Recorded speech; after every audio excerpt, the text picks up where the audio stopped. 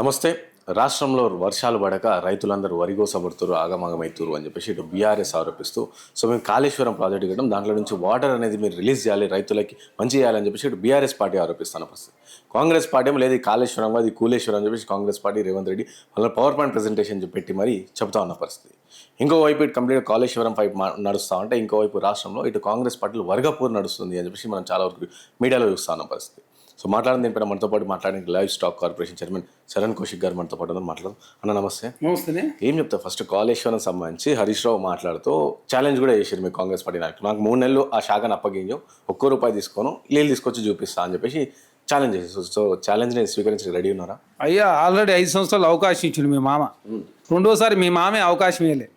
మీరు చేసిన అవినీతి, మీరు చేసిన దోపిడీ, మరి మీ మామ మీ మూలంగానే మరి ఆ కాళేశ్వరం అట్లయిందని చెప్పి భావించి ఉండొచ్చు. కాబట్టి రెండోసారి అవకాశం ఇవ్వలే. మీ మామే నీకు అవకాశం ఇవ్వలే. మీ మామే మిమ్మల్ని ఎమ్మెల్యే కాకముందే మంత్రి చేసిండు. మీ మామే మిమ్మల్ని రాజకీయాలు తీసుకుంది. అట్లాంటి మీ మామే మిమ్మల్ని నమ్మలేదంటే కాంగ్రెస్ పార్టీ తెలంగాణ ప్రజలు ఎట్లా నమ్ముతారు? మిమ్మల్ని నమ్మకనే కాంగ్రెస్ పార్టీ తెలంగాణ రాష్ట్రంలో అధికారం తీసుకొచ్చారు. మీరు అవినీతి పాల్పడరనే కాంగ్రెస్ పార్టీ అధికారం తీసుకొచ్చారు. మీరు అవినీతి చేసిననే మీ మరదలు చెప్తా ఉంది కల్వకుంట్ల కవిత గారు. అమరజ్యోతి నుంచి అంబేద్కర్ విగ్రహం వరకు, సెక్రటరీ నుంచి సీతారామ ప్రాజెక్ట్ వరకు, పాలమూరు రంగారెడ్డి నుంచి ప్రగతి వరకు, మిషన్ భగీరథి, మిషన్ కాకతీయ వరకు, అదే కాకుండా కలెక్టరేట్ల నుంచి కాళేశ్వరం వరకు ఈ అన్నింటిలో అవినీతి పాల్పడేది కల్వకుంట్ల కుటుంబం అని చెప్పేసి కల్వకుంట్ల కవిత గారు చెప్తుంటే ఆ ప్రశ్నలకే సమాధానం లేదు. ఇసుక మాఫియా చేసిండు సంతోష్ రావు గారు. ఫోన్ ట్యాపింగ్ పాల్పడాడు కేటీఆర్ సంతోష్ రావు అని. గ్రీన్ ఇండియా ఛాలెంజ్ అవినీతి పాల్పడాడు సంతోష్ రావు అని. ఇవన్నీ రకరకాల ఆరోపణలు మీ మీద ఉన్నాయి. మీ అందరికీ ఫామ్ హౌస్లు మాత్రం వచ్చినాయి. కేసీఆర్ గారికి ఎర్రవెల్లిలో, హరీష్ రావు గారికి మొయినాబాద్లో, కేటీఆర్ గారికి జన్వాడలో, సంతోష్ రావు గారికి ఒటినాగలిపల్లిలో, కల్వకుంట్ల కవిత గారికి శంకరపల్లిలో. మీ కుటుంబంలో అందరి పదవులు వచ్చినాయి, అందరికీ ఫామ్ హౌస్లు వచ్చినాయి. మీ కుటుంబం మాత్రం బంగారమయమైంది. తెలంగాణ మొత్తం ఆగమైన మాట వాస్తవం. దానిలో భాగంగా కాళేశ్వరం ప్రాజెక్టు పేరు మీద అంచనాలు మార్చి, ప్లేసులు మార్చి, డిజైన్ లోపం కావచ్చు, నిర్మాణ లోపం కావచ్చు, మెయింటెనెన్స్ లోపం కావచ్చు, అదే కాకుండా బ్యారేజ్లో ఉండాల్సిన సామర్థ్యం కన్నా ఎక్కువ నీళ్ళు ఉంచి మొత్తం తెలంగాణ సర్వనాశనం చేసింది అయితే కల్వకుంట్ల కుటుంబం. కాబట్టి తెలంగాణ సమాజానికి అర్థమైంది, 10 ఏళ్ళు మీరు అధికారులను 100 సంవత్సరాల విధ్వంసం చేసిన మిమ్మల్ని 3 నెలలు ఎట్లా ఉంచుతారు సార్? మిమ్మల్ని 3 నెలలు కాదు 3 నిమిషాలు కూడా ఉంచుతానికి తెలంగాణ పేరు సిద్ధంగా లేకనే మనం ఒడగొట్టి ఇంటికి పంపించింది. ఇంకా కాళేశ్వరం పైన ఆల్రెడీ మీ కాంగ్రెస్ గవర్నమెంట్ అధికారంలోకి వచ్చి అవినీతి పాల్పడిందని చెప్పేసి కమిషన్ కావచ్చు అన్ని ఏర్పాటు చేసి, సో విచారణ కూడా చేస్తాను పరిస్థితి. కానీ 3 సంవత్సరాలు అవుతుంది, ఇంకా ఎందుకు చర్యలు తీసుకోలేకపోతారు, ఇంకా ఎందుకు అరెస్ట్ చేయలేకపోతారు? ఇప్పుడు ఘోష్ కమిషన్ విషయంలో వాళ్ళు హైకోర్టుకు పోతే స్టే ఇచ్చారు. ఘోష్ కమిషన్ చట్టబద్ధ విషయం కావచ్చు. ఘోష్ కమిషన్ విషయంలో హైకోర్టు స్టే ఇవ్వడంతో అది అక్కడ ఆగింది. మేడిగడ్డ మీద ఆల్రెడీ సిబిఐ విచారణకు ఆదేశించమని చెప్పేసి నిండు అసెంబ్లీ తీర్మానం చేసి, వ్యాప్కోన్ లాంటి సంస్థలని మహారాష్ట్ర ఉంది, ఇందులో కేంద్ర ప్రభుత్వ రంగ సంస్థలు ఉన్నాయి. కాబట్టి ఖచ్చితంగా దేశంలో సిబిఐ లాంటి సంస్థ లేదు. కాబట్టి సిబిఐకి ఏమైనా కరెక్ట్ అని చెప్పేసి సభ్యుల సలహా సూచన మేరకు సిబిఐకి ఇస్తే 44 గంటలు 48 గంటల్లో కేసు బుక్ చేస్తాను కిషన్ రెడ్డి. ఇప్పటివరకు ముఖం చాటేసి 6 నెలలు అయిపోయింది. ఇప్పటివరకు కేసీఆర్ గారి కుటుంబం మీద చర్యలు లేవు. సిబిఐ ఎఫ్ఐఆర్ నమోదు చేయలే. ఏమనంటే కాళేశ్వరం ఏటీఎంగా తయారైంది కల్వకుంట్ల కుటుంబం అని చెప్పేసి అమిత్ షా మోడీ మాట్లాడతాడు. మోడీ ఏమో మిషన్ భగీరథ ఓపెనింగ్కి వస్తే అయ్యా మీ సలన ఆశీస్సుంటే సార్ కేసీఆర్ 9 సంవత్సరాల కాలం పాటు భారతీయ జనతా పార్టీ తెచ్చిన బిల్లకు అన్ని మద్దతు ఇచ్చుడు. అసెంబ్లీ ఎన్నికల్లో భారతీయ జనతా పార్టీ బీఆర్ఎస్ పార్టీకి, ఎంపీ ఎలక్షన్లో బీఆర్ఎస్ పార్టీ బీజేపీకి అవైధానం చేస్తే మొత్తం 37% వచ్చిన బీఆర్ఎస్ పార్టీ ఓటు బ్యాంకు 17% పరిమితమై 9 సీట్లు ఉన్న బీఆర్ఎస్ పార్టీ గుండు 0, 7 స్థానాలు డిపాయిడ్ బోర్డు, 2 సెకండ్ వచ్చుడు, తర్వాత కంటోన్మెంట్ ఓడిపోడు, జూబ్లీస్ ఓడిపోడు, తర్వాత లోకల్ బాడీలో కావచ్చు, మున్సిపల్ మొత్తం బీఆర్ఎస్ పార్టీ ఓడిపోయిన పరిస్థితి మనం చూసినాం. లాస్ట్ కమిటీలో అనే పరిస్థితి ఉన్నది. బీఆర్ఎస్ పార్టీ పొలిటికల్ లేదు. కేసీఆర్ గారు ప్రెసిడెంట్, కేటీఆర్ గారు వర్కింగ్.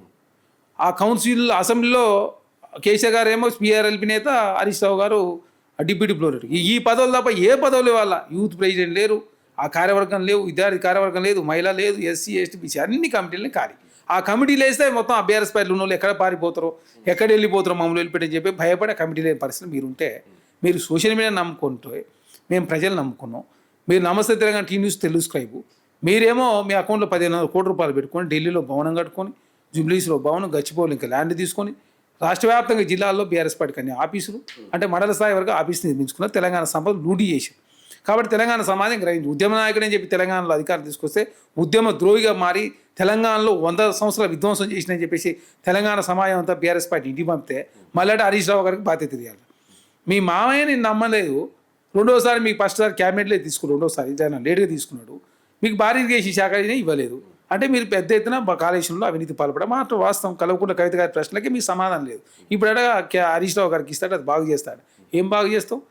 మీరు చేసినటువంటి విధ్వంసం సరిపోదా? మీరు చేసినటువంటి నష్టం తెలంగాణ ప్రజలు చూడలేదా? కాళేశ్వరం ప్రాజెక్టు ద్వారా ఏం జరిగిందో తెలంగాణ సమాజం తెలియదా? ఆ ఎన్డీఎస్ఏ రిపోర్ట్ ఏమి ఇచ్చిందో తెలంగాణ సమాజం అంతా పిచ్చోళ్ళు అనుకుంటారు మీరంతా. అంటే మీకు ఒక్కరికి నోరు ఉంది, మీకు ఒక్కరికి తెలంగాణ టీ న్యూస్, తెలుగు స్క్రైబు, నమస్తే తెలంగాణ ఉంది.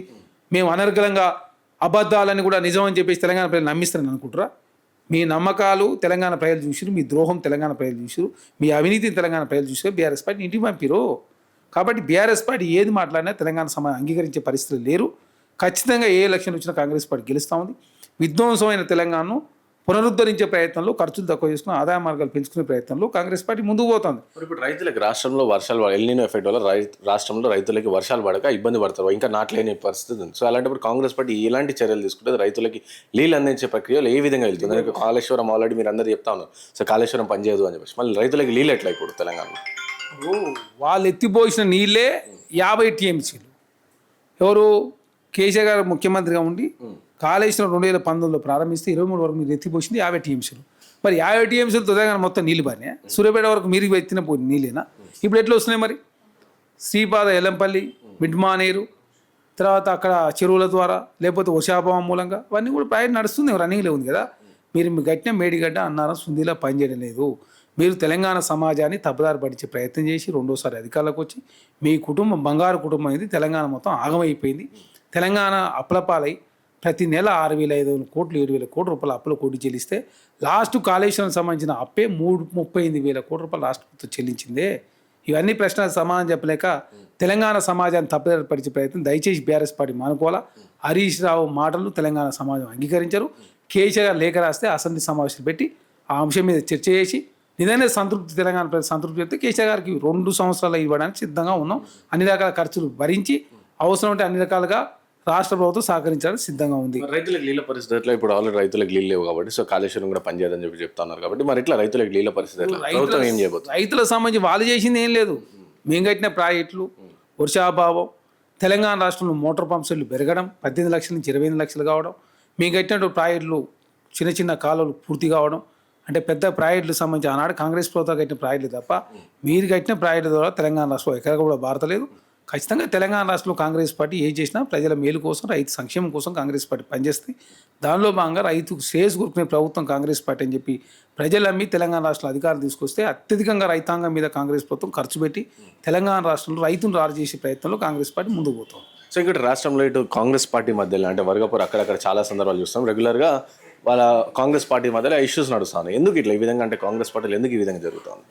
కాంగ్రెస్ పార్టీ ఇష్యూస్ ఏమిటి? కాంగ్రెస్ పార్టీలో ప్రజాస్వామ్యంలో పార్టీ ఏ వేదికల ద్వారా అయినా ప్రజలకు వాస్తవ విషయాలు చెప్పే ప్రయత్నం, భిన్నాభిప్రాయాలు ఉండొచ్చు, భిన్నాభిప్రాయాలు చెప్తారు, అందరూ ఆ ఏకాభిప్రాయానికి వచ్చే ప్రయత్నమే జరుగుతుంది.